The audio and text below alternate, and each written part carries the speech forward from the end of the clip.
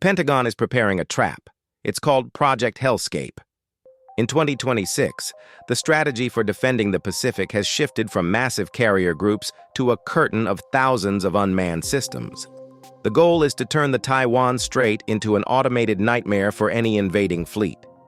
Using the Replicator Initiative's mass-produced drones, the U.S. and its allies are deploying suicide surface boats and aerial swarms that can act autonomously the moment a conflict begins. These aren't just scouts. They are lethal, coordinated assets designed to target troop transports and escort ships simultaneously.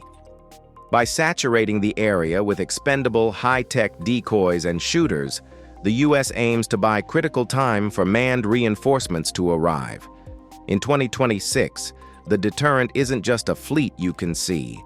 It's the thousands of invisible, silent sensors and drones waiting beneath the waves and in the clouds. The message is clear. The strait is closed. Thank you for watching.